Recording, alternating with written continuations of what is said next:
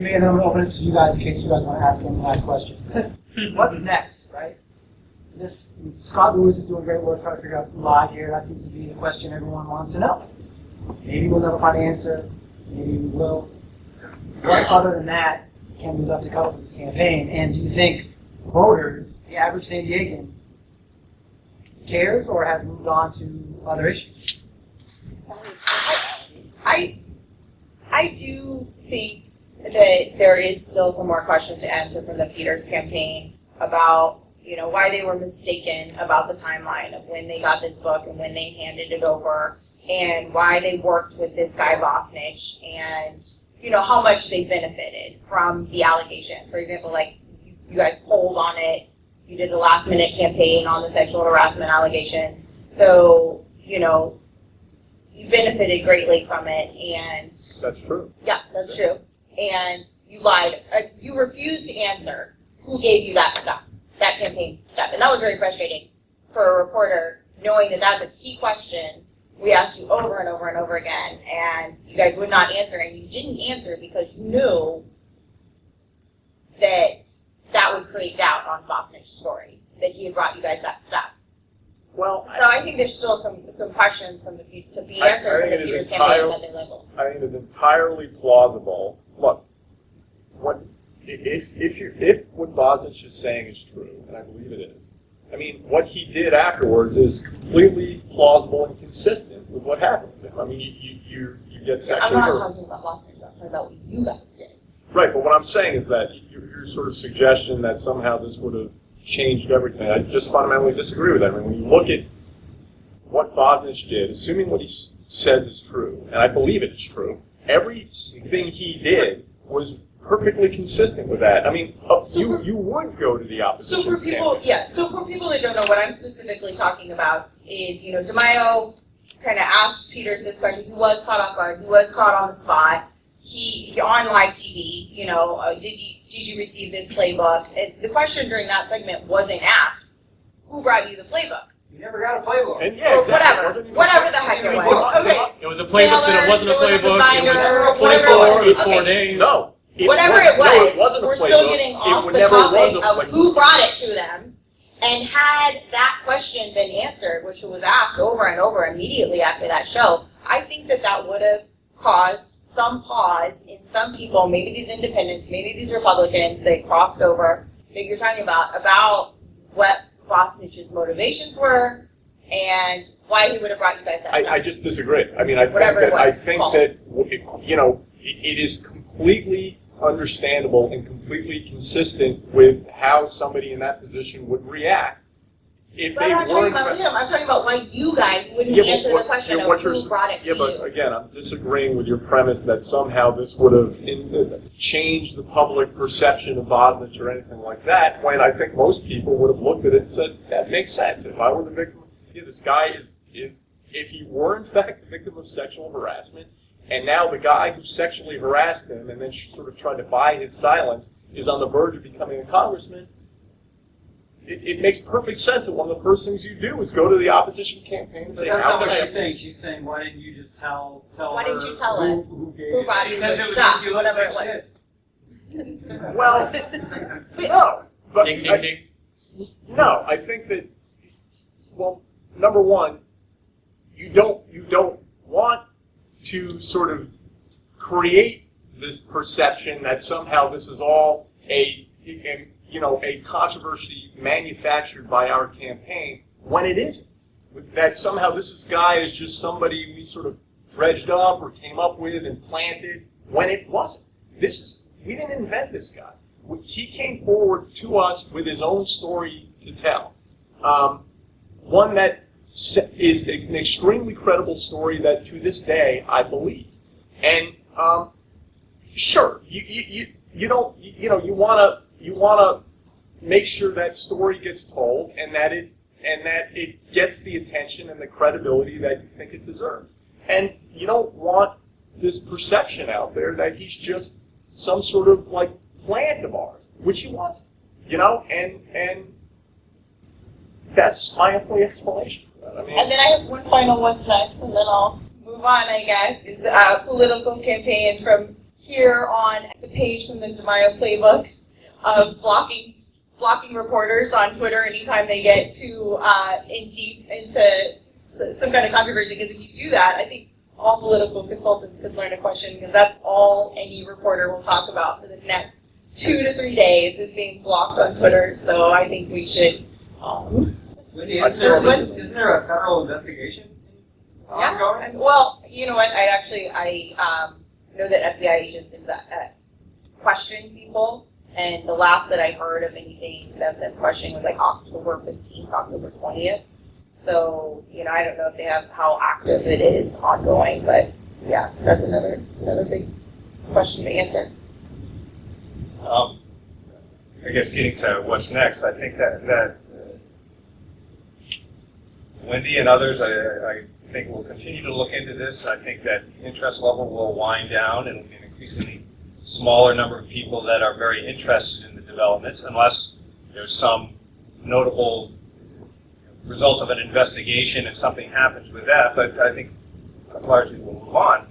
One of the points I wanted to make and Matt mentioned something at the very outset when you Googled Peter's DeMaio, DeMaio's Peter, an issue story came up, and you know, we dutifully did those things, and I don't think people really cared that much because we all get consumed by this.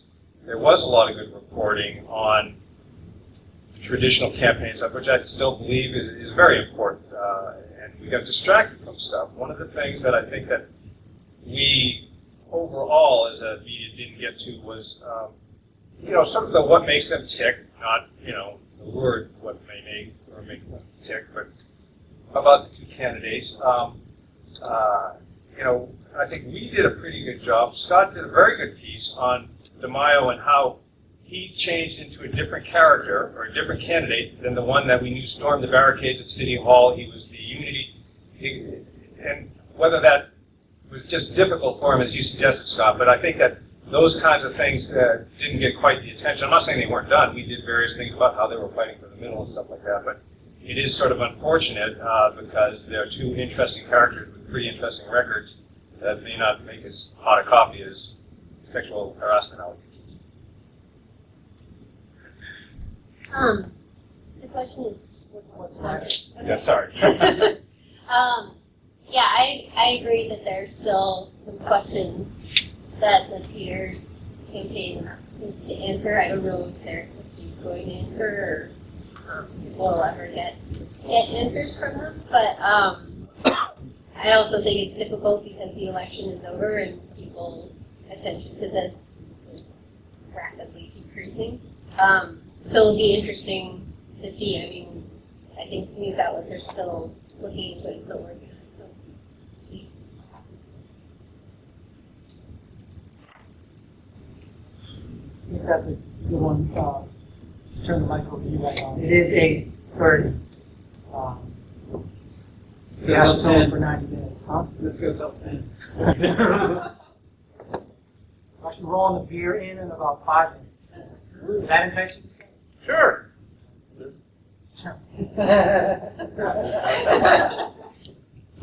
Does anyone have a question? I'd like to ask you, I read Dave Rollins' really interesting piece about Jim Holman and defensive voting. I saw a letter in the Union Tribune from a very conservative. Oh, can you speak up a little bit? I'm sorry. Yeah, Dave Rollins' story about Jim Holman and the Reader and the idea of defensive voting, that is, people couldn't tolerate or vote for Carl DeMaio as a Republican who was gay and openly supportive of gay marriage. Then the Union Tribune ran a letter the day after from a very conservative North County voter who said, I simply won't vote for Carl DeMaio because his values are not something I can support. And I wonder, it goes to what you said, sort of, Michael, about all this focus on this sexual harassment stuff maybe missed a real big picture about why Carl DeMaio lost. It wasn't because of that. It was because there were too many voters in that district, Republican voters, who couldn't vote for Carl DeMaio. I tend to agree, but in a broader sense that, when it's a close race, any number of those kinds of factors, but Carl did change, forget about his sexual orientation, but he did change, and did he lose some conservative voters along the way that he really needed?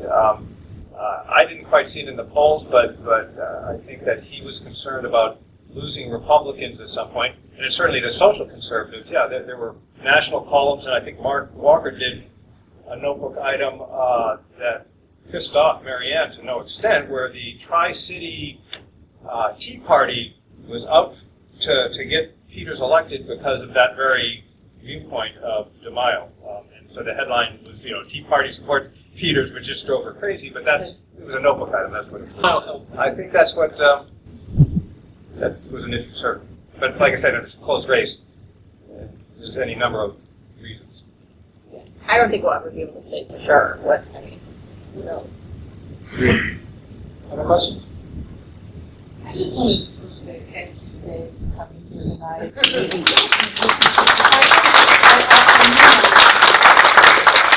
have a lot of dealings with you, but I've dealt with a lot of people that have been in your position before, and I have to say that you were very professional, even when we were asking you questions that you clearly didn't like, and you never yelled at us, you never called us names. You were really pro, so I appreciate that. Thank you. But this is the question I want to ask you. Somebody who's in that job. No, and I think it's true. How hard is it to represent a candidate who doesn't want to talk to certain media, everyone from Tony Perry at the LA Times to Claire Trageser at KPBS? You were always good about giving us our statement, but how hard is it to truly represent that person and get their message out? They want to control it so much that they basically say, these are people we're not going to talk to, and it sort of puts you in that position of having laws in regards to things. And some of that is just a PR tactic. It is. It's nothing about your work or your organization's work, but it's immense. It is beneficial to us to perhaps not respond.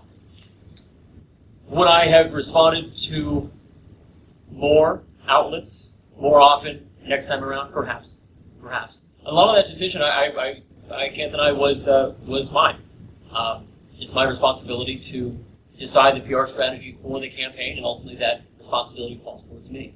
I also do respect, again, the jobs that journalists have, and sometimes working with campaigns on both sides. I'm sure there were times that Alex and I probably both didn't want a story to run. It just wasn't something, but you're also working with a PR strategy, and that's partially what it is. It's my job. Somebody accused me on Twitter, like, how dare you try to shape a story, or how dare you try to change the narrative of a story. Well, that's my job. That's what I do.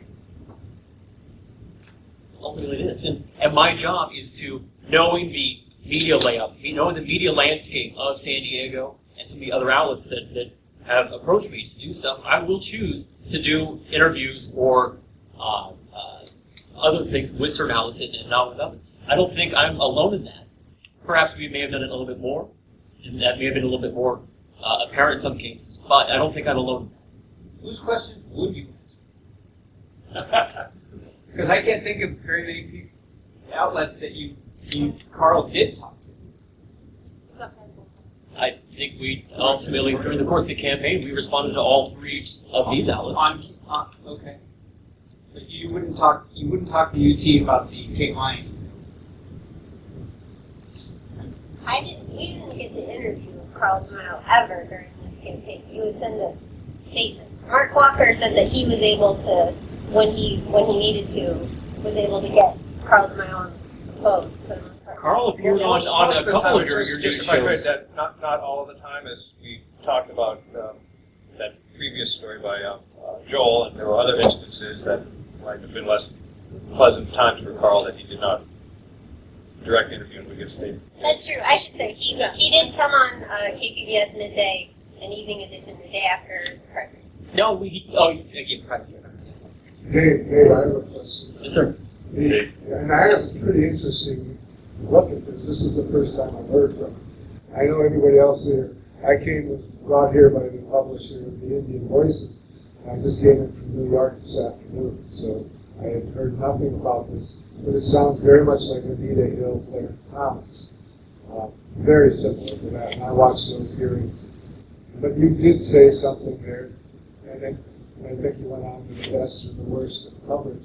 You didn't answer really why would these two gentlemen come out and get into the spotlight and get their life turned around? You have to come up with a motive of why they would do that, rather than just say that one of them was caught alleged plagiarism. I know nothing about that. You have to tell me more. Why would they do that? Again, as I answered, we fired Todd Boswell for plagiarism. He only manufactured these lies after we announced why we thought he was. I'm sorry. After. Sorry. He made up the accusations after we had said that he was a suspect in the burglary. We are still not sure that Justin Harper, or allegedly Justin Harper, is the person making these But claims. that does sound a bit absurd. If you don't prove that it's not, I mean, how can you That's prove not it? my responsibility to Of prove course it. it's It your is a. responsibility. Hey, you're defending yourself. It's your responsibility. If you don't think it's him, go out and prove it. It's not somebody else's. It's not a journalist's point. If they're doing all of it, she's doing, Claire's doing her due diligence. It's not her job, but once she gets so far, it's your job to say, this guy doesn't exist, it's a fake guy. It's my job to say You're the to PR prove person. that a person on the other end of a phone is really who they say they are. That is the job of a journalist, to verify their sources. Well, the You're journalist did saying verify it's it. true. She She verified it. Why don't you just That call it- Justin and say, hey, Justin, this is blowing up in San Diego, and you're such a friend of the campaign. Come on out and Let's get him tell on the phone everybody right now. It's not Right. you. I mean, it's so Exactly. simple. It's so simple. If I had done that, then the media would have said, "Oh, well, you're trying to silence him," Why would or you silence or him? Todd would have said, "Oh, you're trying to silence him," If or you would've anything proven- of. If you would have proven that it was a fraudulent guy, it would have been the best story. How do in you the also world. how do you prove a negative in all these cases? That's Well, not- How can you asking ever us to do prove something that. didn't happen? You let him speak for himself and say it ain't me. You're proving a positive that he does not exist. I'm asking the question: does he exist? Okay, so Are we all? I'm saying journalists have a duty to validate and verify. well, I these agree with sources. you. I agree that like somebody could play some crazy ass hoax on this Yeah. thing, and that's something we need to guard about. But you're making an incredible accusation against all these media organizations that this guy punked them all, and he's a real person. So why not find that real person? That's the question being asked. And try to. No. try to You're the find- one making. You're the one making the claim that this person is being punked or very very badly. He's being dragged out and hung to dry like this. And he's now got all the incentive in the world to come forward because number one, his name is being sullied by this fake Justin Harper, and number two, this fake Justin Harper is hurting a candidate that he supports very much. So he has all the incentive in the world to come forward and say, "That's not me." Why hasn't? Good question. Yeah, it is a good question. A guy who gave 2 interviews within 1 week and got several major parts of his story flawed and mixed up between the two. No, that's the fake Justin Harper that did that. He gave an interview to 10 News. That was my They went back and reviewed. They validated. Well, verified. Can we, if assuming hypothetically, I know this is crazy, just hypothetical assumption that this is actually the real Justin Harper that gave the interview to Claire, why would that guy come forward and say what he said if it wasn't true? These are questions I don't have answers to. But it is ultimately the job of journalists to verify and validate sources beyond reasonable doubt, beyond any doubt. Because if you air something that is untrue 2 days or 3 days before an election, it has the potential to unrail and just derail a congressional campaign. And that is what happened. But if the campaign will not talk to us, claims to have all this evidence, will not share it with us, what are we supposed to do? I mean, I was trying my best to get comments from you and stuff. And actually, the one time I did get a comment from you, you didn't know the story. You could probably figure out which one it was. But it's just not fair for you to criticize us when we get nothing from you. And frankly, and I mean this with respect, Scott Peters is on the front page of cover of City News, portraying Scott Peters as a saint, as Jesus. I'm sorry. with respect, that begs the That question. doesn't mean that if you were You stopped talking to us long before that happened. Stop. If you were to, when I asked you, are these allegations true? If you had come to me and showed me whatever this documentation you have that you showed to CNN, if you laid it all out for me, things could have gone totally different. Let's be clear. When I came and I said, what about these questions? You said, fuck off. In many different words. I did not use those words. I prefer my professionalism. Okay. Thank you, You Laura. said, Voice of San Diego is interested in nothing but smearing us. We're not going to take these insults anymore and leave us alone. That's not a helpful way for me to vet these kinds of issues. And so don't you bear some of the responsibility? I think the point is in your side not coming out. We hedged a bet. We have two options. You lost. We lost the race. Would I do the same thing again? Potentially. If we were to lay out all these documents, to all different media, to debunk these claims. That would be self-transparency. Can you do that now? Have a press conference, like with the, I remember the John Gardner thing, the sheriff had to, right? He press conference, laid everything out, everyone showed up, and became clear. How Carl had a big press conference. And he's certainly been out and about since the election on every, Pogo. I mean, So, The other thing to keep in mind is that You would keep all that stuff, you would not bring forward the evidence that you have now. Like going back, if you had it to do all over again, you would still hang on to that stuff. I may have released more. I may have released more. Is there more questions in the room? Yeah. I really have to go. I'd like to 3-minute warning. move this in a little bit of a different direction. And Dave, I don't need you for this. You can sneak out if you want. Dave made a really interesting point that a lot of this was a he said. But there was one piece of this that really wasn't, and that was the emails. Those provided clear evidence of what actually happened. Now, to understand that clear evidence, you needed to be technical. And no offense to most of you in the room, are not. So my question is for the reporters, was there a learning experience here about how to better report on technology? And also, how can those of us who are in technology, I'm with Open San Diego, which helps government use technology better. We're also happy to help all of you use technology better and report on technology better. How can we help you do that better? You know, one of the hardest part of the verification process on the emails was finding someone who wasn't already having expressed an opinion. You know, an IT expert that I knew of that already hadn't spoken one way or another in the race. So, you know, when I finally found somebody that I did find, it was like, he said, Carl who? Carl DeMaio who? And I was like, yes, you are my guy. Dave has to catch his flights are taking off. He was on the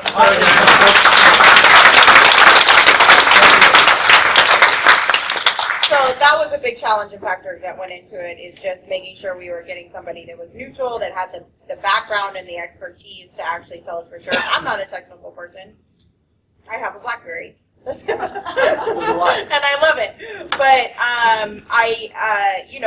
we every day a reporter wakes up, they're going to be reporting maybe on, the fish scales of salmon and the nutrients that they have in, or they're going to be reporting on a homicide investigation that they have no idea about. So every day we wake up, we're doing everything we can to learn totally new subject matter. And I think the process is the same, just the subject changes, So, and I just think it's like, until you're satisfied that you understand what that person is saying, that's the point where you're ready to report, is when, okay, I've got this now I'm ready to share it, which can be a frustrating process sometimes, but.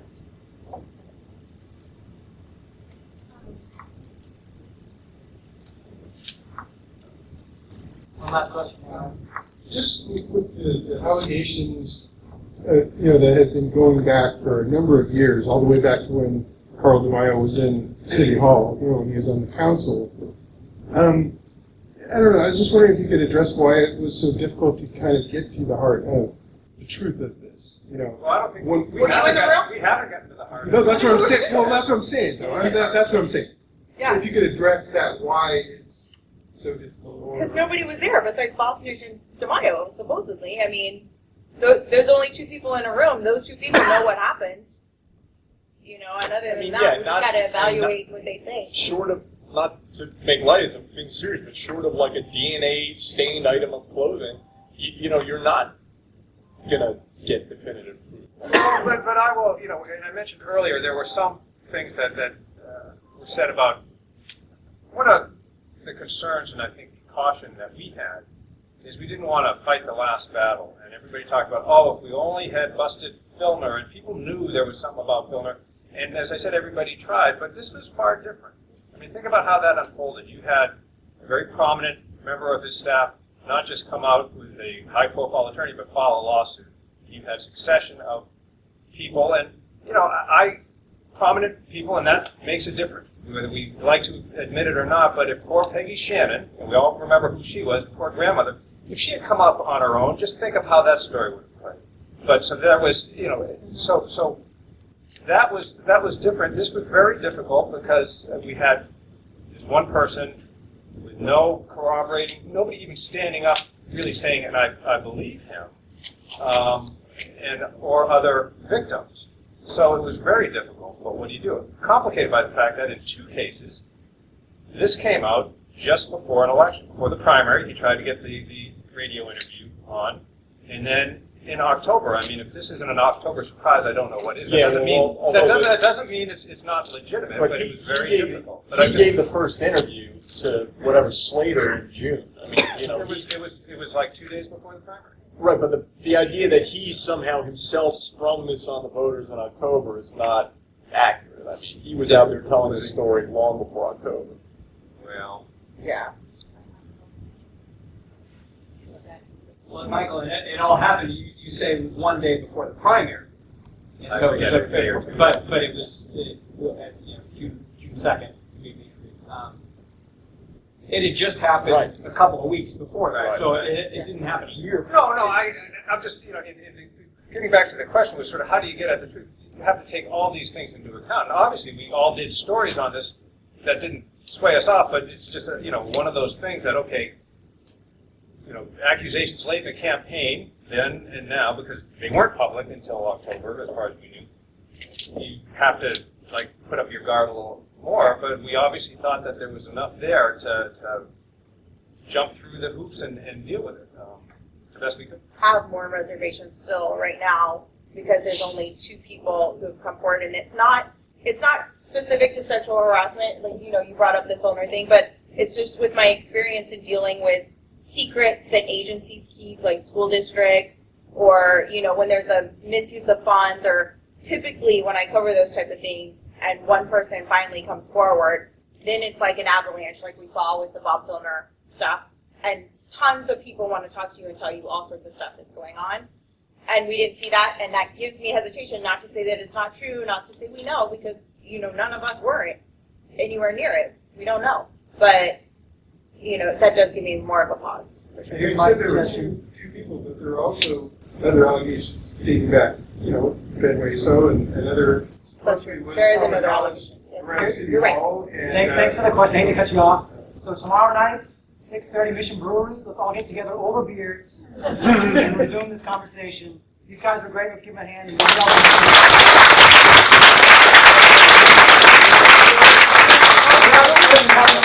Mission Brewery tomorrow night, you guys. It's a total